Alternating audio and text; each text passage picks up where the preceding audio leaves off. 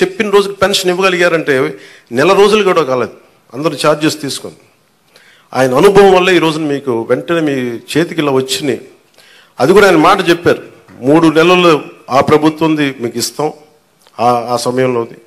అలాగే కూర్చోబెట్టి ఒక 7,000 ఇవ్వడం కానీ, మీకు ముఖ్యంగా దివ్యాంగులకు 15,000, మీరు అడిగింది 10,000 మా రోజున మీరు అడిగారు, కానీ 15,000 ఇదేంటే మీరు ఒకళ్ళు కాదు, నాకు తెలుసు మందకృష్ణ మాదిక్ గారు ఎంత చేశారు నాకు తెలుసు. అది ఆయనకు నిజంగా ఈ సందర్భంగా ఆయనకు మనస్ఫూర్తిగా నేను ఆయన అభినందిస్తున్నాను.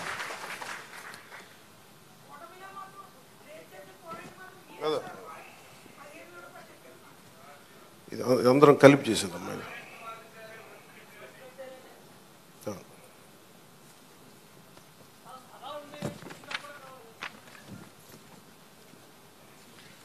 ఒకసారి మీరు అర్థం చేసుకోవాల్సింది, ఇది నేను రిపీటెడ్గా, నేను ఫస్ట్ ప్రభుత్వం బాధ్యత తీసుకున్న తర్వాత, ఉప ముఖ్యమంత్రి స్థానం తీసుకున్న తర్వాత నేను ఫస్ట్ నాకు భయం లేదు నాకు. ఎందుకంటే నేను 10 రూపాయలు డబ్బులు వెనక్కేసుకోవాలనో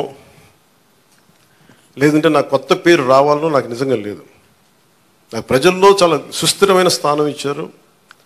నేను ఒక నటుడిగా పూర్తి స్థాయిలో ఉన్నప్పుడు నాకు డబ్బు కొదలేదు. నాకు రాజకీయాలకి డబ్బుకి సంబంధం లేదు నాకు. సో డబ్బులతో నాకు రాజకీయాలు ముడిపడి, అందువల్ల నేను చేసేటప్పుడు మీకు మొత్తం సాయశక్తిలో పెట్టేస్తాను. మీరు చెప్పిన ప్రతి సమస్యకి పెడతాను. అదే డబ్బు అందరికీ ఏముంటుందంటే ప్రభుత్వం రాగానే అన్ని సమస్యలు చిటికలో అయిపోతాయి.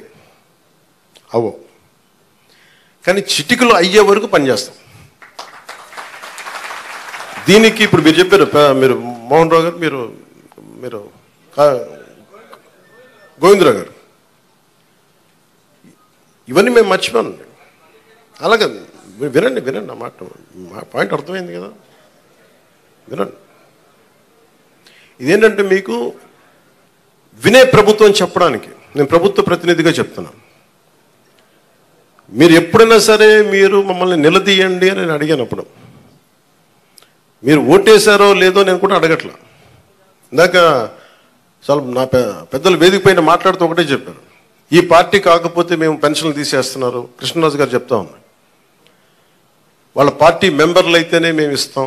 నేను మీకు మాటిస్తున్నాను, గత ప్రభుత్వంలో కాదు, మీరు ఏ పార్టీకి సంబంధించిన వారైనా కనీసం మీకు ఇవ్వడం అది మా కనీస ధర్మం, ఈ ప్రభుత్వ బాధ్యత. పిఠాపురంలో తీసుకొచ్చి మీకు అలాంటి సమస్య ఏదైనా ఉంది అంటే మీరు ఓటు వేయకపోయినా కానీ అర్హత ఉన్న వారికి అది మీకు ఇంటికి వచ్చి తీరుతుంది.